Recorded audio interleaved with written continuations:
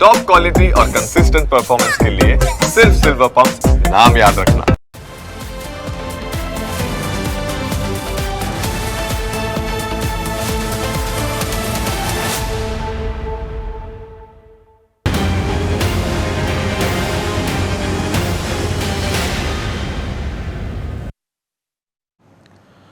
કૌભાંડીઓ સામે તો સરકારી તંત્ર પણ નતમસ્તક છે। કૌભાંડ કરનારા કોઈને કોઈ રીતે કૌભાંડ આચરી જાય છે અને સરકારી તંત્ર જોતું રહી જાય છે।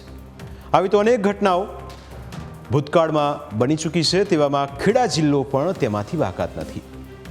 ખેડા જિલ્લામાં જમીનોના વહીવટના અનેક કિસ્સા સામે આવી ચૂક્યા છે। તેવામાં વધુ એક કિસ્સાએ સૌ કોઈનું ધ્યાન ખેંચ્યું છે, જેમાં કૌભાંડીઓએ કરોડો રૂપિયાની સરકારી જમીનનો જ સોદો કરી નાખ્યો। ખેડા જિલ્લાના વાંઢવાડી ગામનો આ કિસ્સો છે, જ્યાં નર્મદા નિગમની 5 કરોડથી વધુની સરકારી જમીન બારોબાર વેચી દેવાઈ હોવાનો ખુલાસો થયો।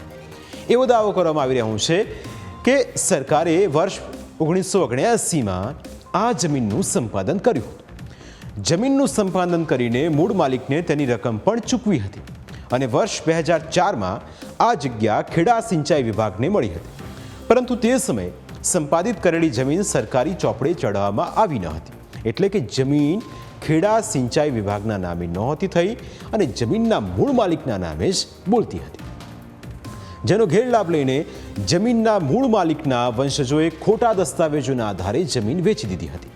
સવાલ એ થાય કે 46 વર્ષ સુધી જમીન સરકારી ચોપડે કેમ ના ચડી? આ સવાલની સાથે સિંચાઈ વિભાગ અને નર્મદા નિગમના અધિકારીઓની ભૂમિકા સામે જ સવાલો ઉઠી રહ્યા છે।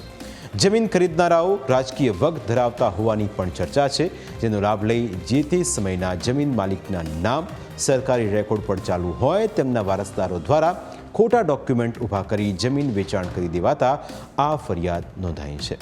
આ સમગ્ર મામલે હવે કલેક્ટર એક્શનમાં આવ્યા છે। કલેક્ટરની સૂચના બાદ પોલીસે જવાબદારો વિરુદ્ધ FIR દાખલ કરી છે।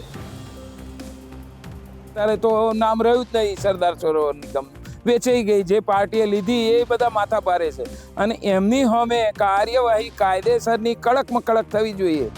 જે અત્યારે ગામમાં છે ને છુલ્લો દોર મળી ગયો છે, સરકારે ધ્યાન આપવું જોઈએ ને થોડું ઘણું। સરકારે ના હાલે, છેલ્લે પછી આ બોડો મારવાનો વારો આવે। પહેલેથી ધ્યાન આપ્યું હોત, લોકોએ રજૂઆત કરી હતી જે તે વખતે કે ભાઈ આ તૂટ્યું, એ વખતે કાટમાર શું કરવા તમે બોર્ડ ના માર્યા?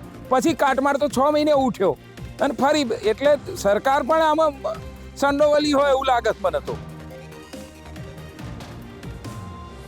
આખા પ્રકરણમાં ઘોડા છૂટી ગયા પછી તબેલાને તાળા મારવા જેવો ઘાટ ઘડાયો છે। જમીન વેચાઈ ગયા પછી સરકારને ખબર પડી કે આ તો સરકારી જમીન હતી, જેવા સરકારી તંત્રે અહીં બોર્ડ માર્યું કે આ જમીન સરદાર સરોવર નિગમ લિમિટેડની છે। અહીં કોઈ પણ વ્યક્તિએ બિન અધિકૃત પ્રવેશ કરવાની મનાઈ છે। ખેડા જિલ્લામાં સરકારી જમીનો બારોબાર વેચાઈ જવાનો સિલસિલો યથાવત છે। છેલ્લા ઘણા સમયથી સરકારી જમીનો બારોબાર વેચાઈ જવાના કિસ્સા ધ્યાનમાં આવે છે, પરંતુ સરકાર છે જે બેદરકાર છે અને તેના કારણે જ્યારે જમીનો વેચાઈ જાય ત્યારબાદ ફરિયાદ નોંધાવવાની કાર્યવાહી હાથ ધરાતી હોય છે। વધુ એક કિસ્સો પ્રકાશમાં આવ્યો છે મહેમદાવાદ તાલુકાના વાંઢવાડી ગામેથી, જ્યાં સરદાર સરોવર નર્મદા નિગમની જમીન બારોબાર વેચાઈ ગઈ।